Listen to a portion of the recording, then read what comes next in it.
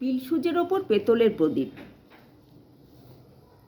পিলসুজের ওপর পেতলের প্রদীপ খড়কে দিয়ে উস্কে দিচ্ছে থেকে থেকে। হাতির দাঁতের মতো কোমল সাদা পঙ্খের কাজ। তার উপরে খান দুয়েক মাদুর পাতা। ছোট ছেলেরা জড়ো হয়েছি ঘরের কোণে মিটমিটে আলোয়। বুড়ো মোহন সর্দার কলপ লাগানো চুল, বাবরি করা মিশকালো রং। চোখ দুটো যেন বেরিয়ে আসছে। শিথিল হয়েছে মাংস। হাতের পায়ের হাড়গুলো দীর্ঘ, কণ্ঠস্বর সরু মোটায় ভাঙা। রোমাঞ্চ লাগবার মতন তার পূর্ব ইতিহাস। বসেছে আমাদের মাঝখানে, বলছে রঘু ডাকাতের কথা। আমরা সবাই গল্প আঁকড়ে বসে আছি। দক্ষিণের হাওয়া লাগা ঝাউডালের মতো দুলছে মনের ভেতরটা।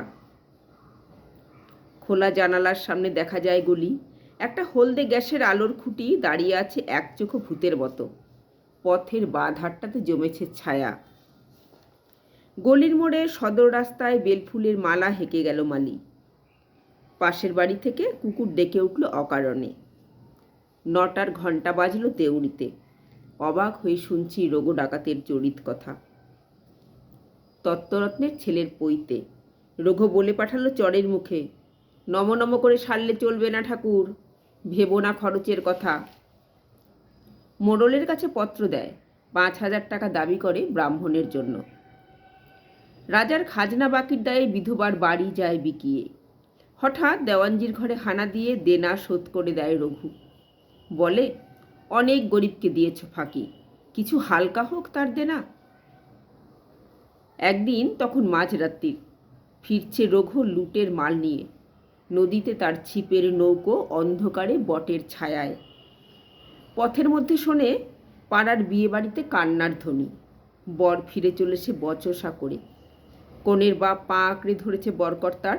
এমন সময় পথের ধারে ঘন বাঁশবনের ভিতর থেকে হাঁক উঠল, রে রে রে রে রে। আকাশের তারাগুলো যেন উঠল থরথরিয়ে। সবাই জানে রঘু ডাকাতের গলা ফাটানো ডাক। বর শুদ্ধ পালকি পড়ল পথের মধ্যে। বেহারা পালাবে কোথায় পায় না ভেবে। ছুটতে বেরিয়ে এলো মেয়ের মা। অন্ধকারের মধ্যে উঠল তার কান্না, দোহাই বাবা, আমার মেয়ের জাত বাঁচাও। রঘু দাঁড়ালো জমদূতের মতো। পালকি থেকে টেনে বের করলো বরকে। বরকর্তার গালে মারল প্রচণ্ড চড়। পড়ল সে মাথা ঘুরে। ঘরের প্রাঙ্গণে আবার উঠল শাঁখ বেজে, জাগলো উলুধ্বনি। দলবল নিয়ে রঘু ডাকাত দাঁড়ালো সভায়। শিবের বিয়ের রাতে ভূত প্রেতের দল যেন। উলঙ্গ প্রায় দেহ সবার, তেল মাখা সর্বাঙ্গ, মুখে ভূষর কালি। বিয়ে হলো সারা।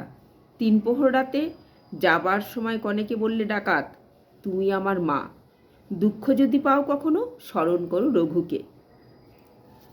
তারপর এসেছে যুগান্তর। বিদ্যুতের প্রখর আলোতে ছেলেরা আজ খবরের কাগজে পড়ে ডাকাতির খবর। রূপকথা শোনার নিভৃত সন্ধেবেলাগুলো সংসার থেকে গেল চলে, আমাদের স্মৃতি আর নিভে যাওয়া তেলের প্রদীপের সঙ্গে সঙ্গে। পেতলের উপরে পিলসুজের প্রদীপ, এটা রবীন্দ্রনাথ ঠাকুরের লেখা।